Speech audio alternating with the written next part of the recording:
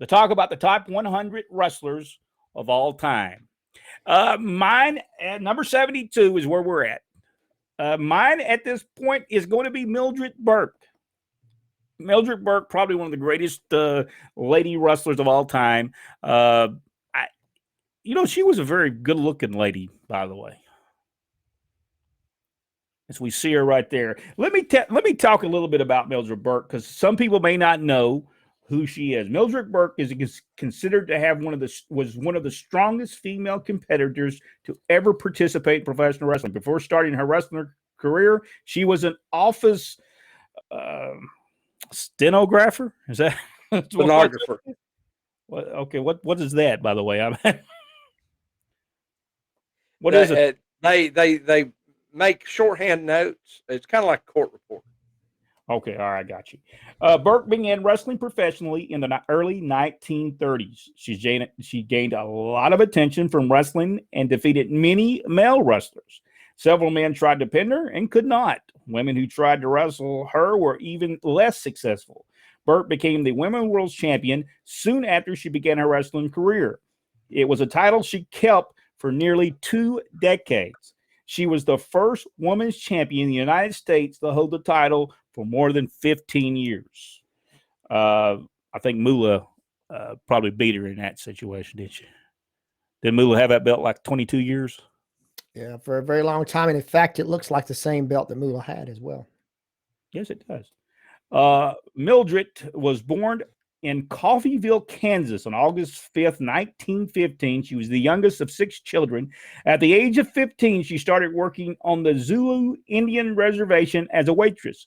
When she was 17, her boyfriend asked her to marry him, and she agreed. The first wrestling match she ever saw was in Kansas City. This is when she was able to beat the Missouri State wrestling champion named Billy Wolf. At the time of seeing her first wrestling match, she was pregnant and had been married for 3 years.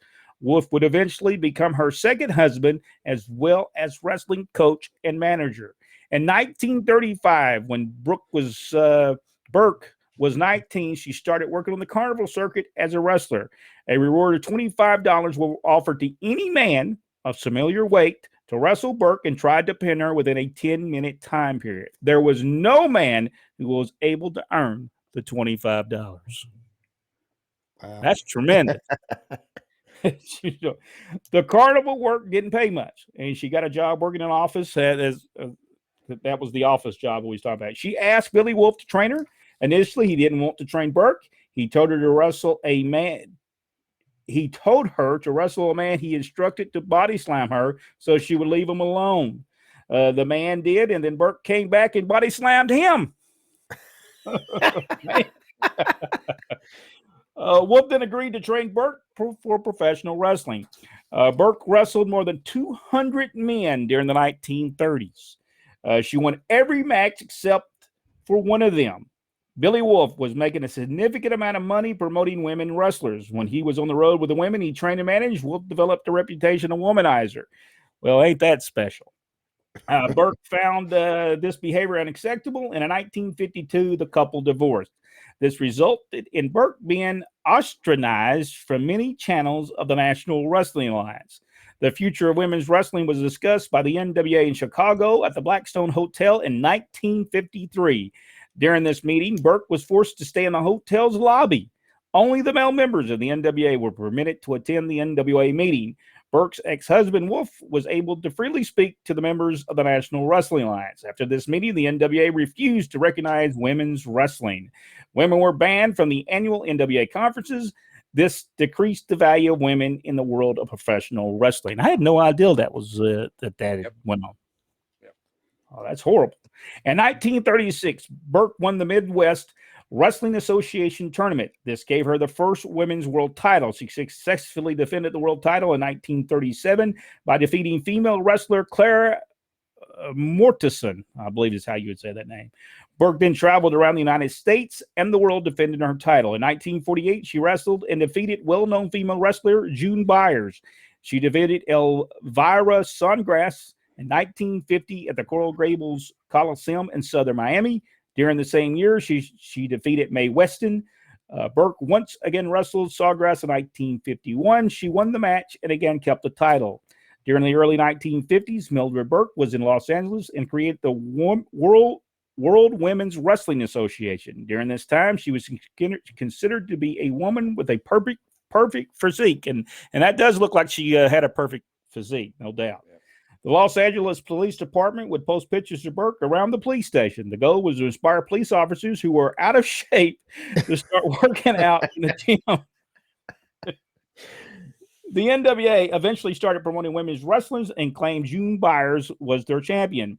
Burke was also maintained her title. She worked with Bill Newman to create the International Women's Wrestlers Incorporated. The organization had offices in Sydney, Australia, New York City, as well as San Francisco. Burke also promoted women's wrestling on the international basis. She created the Worldwide Women's Wrestling Association. After retiring, Burke lived in California and operated a women's wrestling school. During her wrestling career, Burke experienced many types of injuries. She had 5 knee injuries as well as a broken nose. Her thumbs have been pushed back to her wrist after being torn from the joint. Once Burke was on her back and an opponent stomped her face. This caused severe damage to her teeth. After winning one intense match, Burke also suffered temporary blindness. Burke has a signature wrestling move she called the alligator clutch. Burke credited this move for her success with wrestling. It is one move she used to end the majority of her matches. It was a wrestling move that required speed and just the right timing. She would maneuver her opponent to be bent in an odd shape, and then Burke quickly used her weight to pin them down. Mildred Burke was able to play herself in a movie, Below the Belt. Have y'all ever seen this? I've got to see it. No, I haven't seen it. Was able to play herself in a movie, Below the Belt, which was released November 26, 1981. Robert Aldridge produced a movie called All the Marbles. It was released on October 16, 1980, where Burke was able to serve as a wrestling advisor on this movie. Each of these films were critically acclaimed and focused on professional women's wrestling. There were books written about Mildred Burke, The Queen of the Ring, Sex, Muscles, Diamonds, and The Making of an American Legend, which was written by Jeff Lean. It was released on September 1st, 2018. Pro Wrestling, The Famous, The Fabulous, The Famous, The Feared, and The Forgotten. Mildred Burke was written by Robert Morello. It was released on December 2nd, 2015. Mildred Burke, Champion Girl Wrestler, was written by Robert Gray Reynolds Jr. It was released on May 27th, with a lot of books about her, aren't they? Mildred Burke suffered a stroke on February 14th, 1989. She died on February 18th, 1989 at Northwich Hospital. Burke was 73 years old. She is buried at Forest Lawn Cemetery in the Hollywood Hills. No doubt, Mildred Burke deserves to be part of the elite of wrestling. What do y'all think? Oh, yeah, no doubt. No doubt. This is a tremendous That's wrestling. a little bit of a story. All right, Jack. Number 72 on your list. My number 72 is a second-generation wrestler who is greatly missed today, Eddie Guerrero. Oh, yes. Oh, Eddie was so good. Eddie, you could tell he enjoyed what he was doing. He enjoyed everything. Every time he got in the ring, he enjoyed wrestling. And Eddie was so smooth in the ring. When I saw him on ECW, I thought, man, this is him and Dean Malenko and a bunch of other guys that was on there at the time. Those guys were so good. And a lot of times nobody could, if he was on the third match, I'd hate to have to follow Eddie Guerrero. Rodney? Yeah, he's a tremendous wrestler, no doubt. Very skilled. In fact, I believe big star in Mexico before coming to the United States from the Guerrero family. Just a tremendous wrestler and a proven star, no doubt about that. All right, Rodney.